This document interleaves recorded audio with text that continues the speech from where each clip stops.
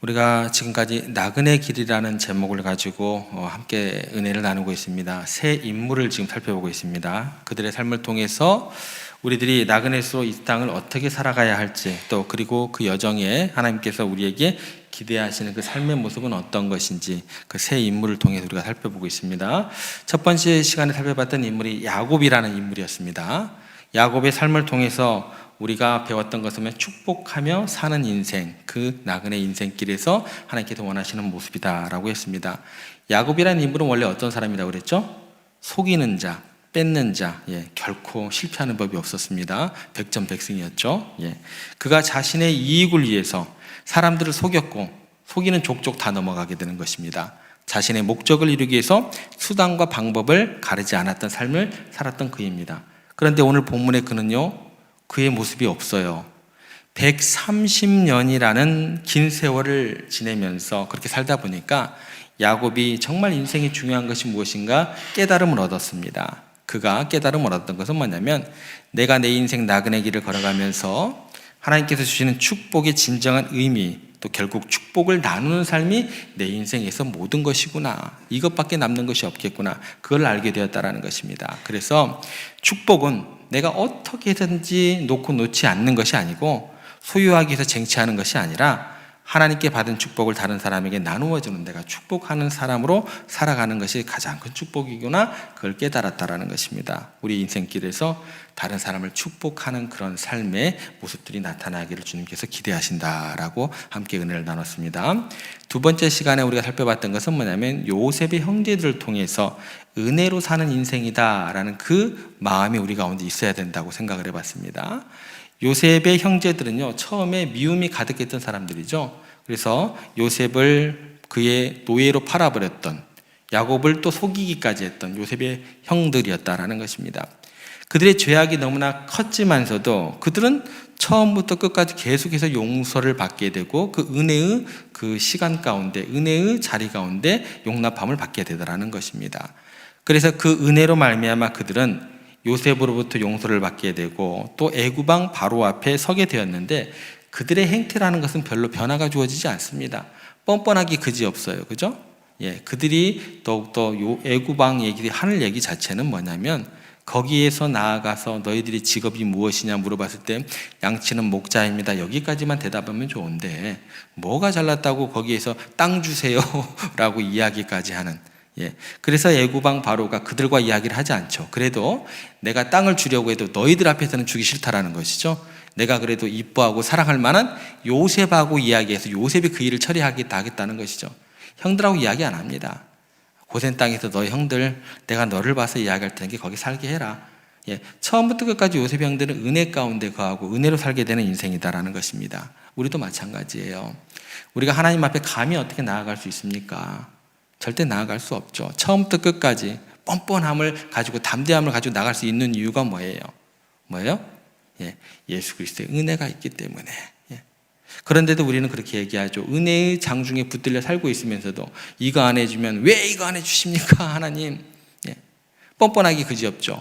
무슨 자랑할 것이 있다고 요셉의 형제들이 애굽왕 바로에게 요셉 때문에 갔는데 땅 주세요라고 이야기하는 것처럼 우리가 하나님께 그런다는 것이죠. 죄나 안 지으면 다행이죠. 그런데 우리가 기도하면서 기도 응답이 안 되면 하나님 왜 이거는 안 주십니까? 라고 그런 하소연들, 그런 불평들을 하더라는 것입니다. 동일한 진리예요. 죄인이었지만 예수님의 은혜로 말미암아 하나님 앞에 서게 되었고 그분의 은혜로 구원을 받았다라는 것입니다. 그리고 하나님 앞에 그 순간 담대하게 나아감을 얻게 되었다라는 것입니다. 그래서 우리는요, 은혜에 대한 특별한 감각을 잊으시면 안 돼요. 이거 감각 잊어버리면 신앙이 다 뒤틀려 버립니다. 은혜에 대한 특별한 감각을 잊지 않고 내 마음 가운데, 깊이 가운데 인비로 새겨 넣어야 우리는 겸손할 수 있어요. 그렇죠? 그리고 겸손한 중에 감사가 넘치는 삶을 살 수가 있어요. 그리고 감사가 넘치는 살 때 나 아닌 다른 사람들에게 그 은혜를 흘러보낼 수 있는 그런 복의 근원이 될 수 있다라는 내용으로 이렇게 살펴봤습니다. 그러면 오늘은 마지막 시간이겠죠. 어떤 인물이 남았을까요? 요셉이라는 인물이 남았습니다. 요셉의 삶을 통해서 도와주며 사는 인생에 대해서 한번 생각을 해보겠습니다. 요셉은요, 그가 애굽에서 받은 모든 은혜와 복을 가지고 가족과 이웃들을 돕고 섬기는 삶을 살았다라는 것입니다. 오늘 말씀을 통해 우리는 도우며 사는 인생의 의미를 가장 모범적인 그 모습을 요셉을 통해 배우기를 원합니다. 요셉을 통해 나타나는 그래서 나그네 인생의 세 번째 특징은 뭐냐면 도와주며 사는 인생이다라는 것입니다. 한번 같이 따라해 보겠습니다. 도와주며 사는 인생. 요셉의 삶이라는 것은 뭐냐면 그가 받은 지혜와 힘을 가지고 자기가 있는 것 최선의 노력을 해서 성장할 수 있는 성공의 최고 지점에 이르게 됩니다. 그리고 난 다음에 거기가 끝이 아니에요. 야, 나 성공했다, 내게 경배하라, 이게 아니고요. 그 모든 최고 지점에서 자기가 누렸던 그 많은 복을 가지고 사람들의 필요를 채워주는 인생으로 나아갔다라는 거, 여기까지가 오늘 우리가 생각해 보아야 될 주제입니다. 본문에 나오는 요셉을 보면은요, 온통 도와주는 인생으로 연결이 됩니다. 먼저 11절 말씀, 어떤 도움을 주는지 우선 한번 살펴보겠습니다. 저희들이 같이 한번 읽어보겠습니다. 요셉이 바로의 명령대로 그의 아버지와 그의 형들에게 거주할 것을 주되 애굽의 좋은 땅 라암사들 그들에게 주어 소유로 삼게 하고, 뭐 줬다 뺏었다는 얘기가 없어요. 그죠? 주되 주어 소유로 삼고 하고, 한결같죠. 그죠? 여러분들 본전 생각나시면 안 돼요. 도와줬는데 마음에 안 들어요. 괜히 줬다 라고 하는 것은 온전한 어떤 그런 뭐랄까요, 줌이 아닌 것이죠. 요셉이 지금 바로의 명령을 따라서 그의 아버지와 형들에게 거주할 곳을 마련해 주었고, 그것도 적당한 땅이 아니에요. 좋은 땅입니다. 라암셋이라는 좋은 땅을 그들에게 소유로 삼게 했다라는 것입니다. 그러니까 애굽에서 가장 비옥한 땅 중 하나인 라암셋은 단순히 거주지가 되는 것이 아니고 이들에게서 생계와 삶의 터전이 되었고, 요셉은 이 땅을 통해서 그들이 안정적으로 살아갈 수 있도록 최선의 보장을 해주는 그런 선물이 되었다라는 것입니다. 여기에서 요셉의 삶의 특징은 뭐예요? 줬다가 뺏었다가 아닙니다. 뭐죠? 주되 주고 소유로 삼게 하고. 그리고 이어지는 내용을 보면 요셉이 단순히 그들에게 거주할 땅만 제공하고, 야, 내가 이거 해줬으니까 너희들 그걸로 감사해, 이제 먹고 땡이야, 이게 아니에요. 그만 요구해, 그게 아닙니다. 12절 가보겠습니다. 또 그의 아버지와 그의 형들과 그의 아버지의 온 집에 그 식구를 따라 먹을 것을 주어 봉양하였더라. 또라는 말이 들어갑니다. 이거 하나 주고 난 다음에 그냥 잊어라고 하자는 게 아니고 먹을까지 다 챙겨줍니다. 뭐예요? 일용할 양식을 챙겨줬다라는 거예요. 그들의 생계까지 책임졌다라는 거예요. 그가 제공한 음식은 그들의 하루하루를 지탱하는 일상을 책임지는 중요한 자원이었고, 그 자원이 되는 것을 요셉이 충실하게 돌보고 감당했다라는 것이 되는 것입니다. 여기서 우리가 좀 생각해 볼 내용이 있습니다. 뭐냐면 도와주는 삶은요, 단순히 어느 하나의 영역에서 야, 줬어, 끝, 이게 아니다라는 거예요. 물질적인 지원 하나만 나눠줘서 끝나는 것이 아니다라는 것입니다. 그들이 필요하는 일상의 모든 것들, 실제적인 도움들을 제공하는 삶이 되어야 한다라는 거, 이게 진정한 섬김이다라는 것입니다. 그런데 여기서 우리를 좀 흥미로운 어떤 점이 하나 발견됩니다. 그게 뭐냐면, 흥미로운 점이 뭐냐면, 지금 요셉이 그들에게 제공하고 있는 그 땅과 자원이 실제로는 누구 소유냐는 거예요. 누구 거냐는 거예요. 요셉 거였을까요? 땅과 그가 제공하는 일용할 양식들이 요셉 거였을까요? 아니었다라는 사실이 중요합니다. 실제 소유권은 누구에게 있어요? 바로에게 있어요. 바로에게 있어요. 요셉은 원래요, 이집트에 처음 발을 들일 때 그가 가진 것이 있었어요, 없었어요? 맨몸뚱이였죠. 옷도 없었죠. 벌거 벗겨진 채 알몸으로 들어왔던 게 요셉입니다. 그리고 지금도 요셉은요, 그 땅과 자원을 직접 소유한 것은 아닙니다. 그런데 그는 그 자원을 뭐예요? 단지 잠깐 맡아서 관리하고 있는 책임이 있는 그 위치에 있었던 사람입니다. 그러니까 그 책임을 가지고 이 사람은 지금 어떤 일을 하게 되냐면, 하나님께서 주신 지혜를 가지고 그 자원을 최대한으로 관리를 멋들어지게 하는 거예요. 그래서 엄청난 축척을 하게 되는 거예요. 엄청나게 많이 늘려놓은 그런 사람의 요셉이다라는 것입니다. 이거를 성경에서 뭐라고 얘기를 하면 청지기로서의 삶이다라고 이야기를 해요.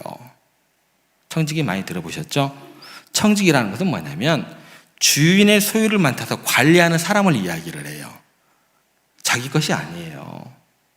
요셉은요, 자기 자신이 가진 모든 것이 실제적으로는 자기 자신 것이 아니라 임시로 맡겨짐을 알고 있었어요. 그러면 여러분 같으면 임시로 내 것이 아니니까 대충 살면 돼요? 어떻게 하실 거예요? 내 것도 아닌데 내 지혜와 내 노력과 내 생명을 바쳐서 열심히 하면 그게 제대로 내 것이 되는 것도 아닌데 안 아까우세요? 여러분 어떠세요? 요셉은 알고 있었어요. 그런데 자기 자신 것이 아닌다 할지라도 그는 이 자원을 하나님께서 주신 지혜로 관리하고 엄청나게 비축하고 늘렸다라는 것입니다. 그런데요, 그 모든 성공으로 끝이 아니었다라는 거예요. 그게 끝이 아니었습니다. 요셉은 자신의 생명을 바쳐서, 자기의 시간을 바쳐서, 자신의 노력과 지혜를 바쳐서 늘려서 이룬 그 모든 부유함을 가지고 내 거야! 너희들 손도 대지 마! 라고 했던 게 아닙니다. 다른 사람들을 도와줬더라. 여기까지 나아가게 됩니다. 그래서 기근의 시기에 이집트 백성들을 구원했을 뿐만 아니라 자신을 팔았던 형제들을, 가족들을 구원했을 뿐만 아니라 고대 근동의 그 많은 사람들의 생명을 구원했더라 라는 이야기까지 연결이 되더라는 것입니다. 받은 바 축복을 가지고 창고에 쌓아두는 것이 아니라 고대 군동을 다 먹여 살리는 엄청난 일을 했다라는 것입니다. 이런 것을 성경에서는 뭐라고 하는 줄 아세요? 성공이다라고 이야기를 합니다. 간증 집회할 때 내가 이렇게 했더니 이렇게 부자를 만들었습니다. 그거는 잘못된 간증입니다. 그런 간증 듣지 마세요. 요셉과 같은 그런 섬김이 있는 그런 성공이 성공에서 얘기하는 성공입니다. 기독교 사업가라고 하면서 그 회사 가운데 복음의 철학이 전달되지 않는 그런 간증은요, 무시하세요. 그건 간증이 아닙니다. 이런 것을 성공이라고 하는 거예요. 내가 부자가 되었더라. 그래서 뭐 어쩔 건데요. 그 많은 사람들의 노력과 피땀 다 내 주머니에 쌓으면 그게 하나님께서 주신 축복이 되는 건가요? 낙타가 바늘기로 나가지 못하게 되는 것입니다. 그게 차라리 더 쉽다고 했습니다. 창고에 가득 쌓아두는 게 아니라 이렇게 도와주는 것이 인생을 성공한 인생이다라고 하나님께서 평가해 주신다라는 것입니다. 우리가 이 세상에 올 때도 마찬가지입니다. 모두 다 빈손으로 오고 떠날 때도 빈손으로 돌아가는 거잖아요. 아무것도 가진 것이 없지만 우리는 어떻게 해요? 좌절하지 않고 내게 주어진 모든 상황 속에서 그 누구보다도 최선을 다했던 요셉처럼 우리에게 주어진 모든 것, 여러분들의 재능, 시간, 물질, 심지어 우리의 생명까지 다해서 하나님께서 우리에게 맡기신 것을 기억하고 우리에게 맡겨진 그 모든 것을 성실히 관리하고 발전하고 그 모든 큰 성공들을 이루셔야 한다는 거예요. 이것이 뭐예요? 맡겨진 일에 충성을 다해 부자가 되는 그런 것을 의미하는 성경적 해석입니다. 우리에게 맡겨진 모든 영역입니다. 거기에서 모든 영역에서 풍성함을 이루셔야 된다는 거예요. 모든 영역이라는 것은 뭐예요? 여기뿐만 아니라 여러분들 가정뿐만 아니라 여러분 직장뿐만 아니라 만나는 사람뿐만 아니라 모든 영역에서 풍성한 부를 이루셔야 된다는 거예요. 우리가 청지기로서 성실히 일하여 그래서 얻은 그 모든 것들은 우리 자신만을 위한 것이 절대 아니게 되는 것입니다. 다른 이들을 돕고 또 그들을 축복하기 위한 것이어야 된다는 것입니다. 이것이 하나님께서 우리에게 원하시는 삶의 바른 모습이다라는 것입니다. 이거를 뭐라고 얘기해요? 삶으로 드리는 예배다라고 이야기를 합니다. 여러분, 주일날 예배 와서 교회에 와서 예배 드리는 것, 찬양하고 말씀 듣는 것, 그게 예배의 모든 것이 아닙니다. 그것도 예배의 중요한 한 형태입니다. 그런데 진정한 예배는요, 우리의 일상 전체로 확장되어야 한다는 거예요. 구약에서 신약으로 넘어갈 때 성전의 개념이 어떻게 열려지는 거 아세요? 성전 자체가요, 이 예루살렘 그 영역 자체에 그 뭐랄까 크기 자체가 다 깨져버립니다. 엄청나게 넓어져 버려요. 옛날에 성전은 조그만 했어요. 근데 포로 시기 후에 난 다음에, 포로 난 다음에 구약에서 시약 넘어올 때는 성전 개념 자체가 엄청나게 넓어져 버려요. 그래서 나중에 예수님께서 어디까지 얘기를 해요? 예루살렘과 사마리아와 땅끝까지 이르러 여기까지 확장이 된다라는 것입니다. 여러분들께서 직장에서 열심히 일하실 때 그것은요, 하나님께서 맡기신 재능을 선하게 사용하는 예배의 자리가 되는 거예요. 여러분들이 가정에서 가족을 돌볼 때 그것은 하나님께서 주신 사랑을 나누는 예배가 되는 거예요. 여러분들이 이웃을 도울 때 그것은 하나님의 사랑을 실천하는 예배가 되는 거예요. 이렇게 우리의 모든 행동, 모든 결정, 모든 관계가 하나님 향한 예배가 되는 것임을 기억하시기 바랍니다. 여러분, 우리가 나그네 인생길이라고 해요. 어차피 빈몸으로 왔다가 마지막 죽을 때 빈손으로 가는데 그 짧은 인생 사는데 뭐 해야 되느냐? 하나님께서 간단하게 얘기하세요. 실컷 도와줘라. 이 얘기하십니다. 하나님께서 내게 맡겨주신 재능과 물질과 시간을 통해서 다 먹여 살려라 라는 말씀이에요. 그래서 저는 여러분들이요, 부자 되시기 바랍니다. 부자 되셔야 돼요. 그게 욕심이 아니에요. 가진 것 없는데 뭘로 도와주실 건데요. 더 많은 사람들이 여러분들의 힘과 지혜와 물질 때문에 혜택을 많이 누렸으면 좋겠습니다. 많은 사람들을 먹여 살리는 사람들 되기를 소망합니다. 남을 도와주면서 사는 것, 그것처럼 하나님께 영광을 돌리는 일이 없다라는 것입니다. 조지 이스트만 씨, 코닥 회사의 창업자입니다. 아버지가 어렸을 때 돌아가셨어요. 이제 어머니가 이렇게 파출부 일을 하면서 어렵게 키우게 됩니다. 그런데 아이들을 맡겨놓고 일을 하러 갈 수가 없어요. 일하러 갈 때 아이들을 데리고 갔습니다. 그래서 어린 조지의 기억에 남는 것은 다음 두 가지였다고 합니다. 첫 번째는 뭐냐면 잠시도 쉬지 않고 남의 집 마루를 닦고 빨래를 하는 어머니의 성실한 모습. 두 번째는 어머니가 귀에 못이 박히도록 하신 한마디 말씀, 나는 나를 위해 일하는 것이 아니라 너희들을 위해 일한다. 너도 크면 너 자신만을 위해 하지 말고 남을 위해 일을 해라. 그러니까 책상머리에다가 이 조지 이스트만이 다음과 같이 적어놓고 최선을 다했다고 합니다. 어머니를 위하여, 그리고 이웃을 위하여. 그 어머니는요, 일하는 순간순간이 전부 다 누군가의 도움이 되라고 최선을 다했다라는 거예요. 그 어머니의 그 인생을 보고 자랐던 그 아들은요, 이웃을 위해서 사는 훌륭한 인생으로 그 어머니 때문에 바뀔 수 있었다라는 것입니다. 여러분, 예수님께서 우리에게 그 모범을 보이셨어요. 다른 사람 도와주러 오셨습니다. 요한복음 10장 10절에 보면 이렇게 기록되어 있습니다. 도둑이 오는 것은 도둑질하고 죽이고 멸망시키려는 것뿐이요, 내가 온 것은 양으로 생명을 얻게 하고 더 풍성히 얻게 하려는 것이라. 뭐라고 하셨어요? 풍성히 얻게 하고 풍성히 누리게 하러 오셨다라는 것입니다. 우리도 이 길을 가야 되지 않을까요? 나그네 인생길 살면서 어떻게 해서든지 만나는 사람마다 삶의 길목마다 도와줄 수 있는 기회가 있다고 한다면 포기하지 마시기 바랍니다. 그 기회를 놓치지 마시기 바랍니다. 많은 사람을 도와주시기 바랍니다. 그러려면 어떻게 해야 돼요? 열심히 사셔야 돼요. 열심히 성실하게 사셔야 돼요.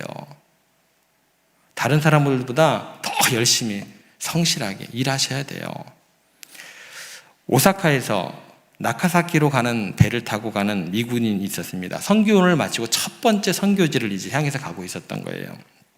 그의 가슴에는 첫 번째 선교지다 보니까 막 불붙는 어떤 그런 마음의 열정이 있었습니다. 내가 선교지 가서 영혼을 구원하고 벌어질 일들을 생각하니까 조금 두렵기도 하지만 그 부푼 마음으로 뛰는 가슴을 억누를 수가 없었어요. 근데 그날 밤에 바람이 몹시 불어서 비가 쏟아지는데 무언가 느낌이 좋지 않아요. 아니나 다를까 배가 파선을 당하게 됩니다. 잽싸게 그 사람이 구명조끼를 입고 갑판다에 이제 올라서게 됩니다. 곧 이어 배가 이제 침몰하게 되고 폭풍 속에서 이제 배가 점점점 이렇게 가라앉게 됩니다. 여기저기서 살려달라고 아우성이 날립니다. 그런데 하필이면 자기 앞에 살려달라고 허우적거리고 있는 한 여인을 만나게 됩니다. 구명조끼가 없었던 웬 할머니였어요. 하필이면 그 할머니가 그 사람 앞에 딱 나타난 거예요. 근데 구명조끼가 부족한 삼특한의 손님들이 모두에게 돌아가지 못했던 어떤 구명조끼의 부족한 현상인 거죠. 이 선교사가 이제 갈등이 이제 되기 시작하는 거예요. 모른 채 할까? 아니면 살려야 할까? 나는 이제 선교원을 막 마치고 이제 많은 사람을 구하려고 가야 하는 사람인데, 그리고 이 여인은 거의 다 사신 할머니 아닌가?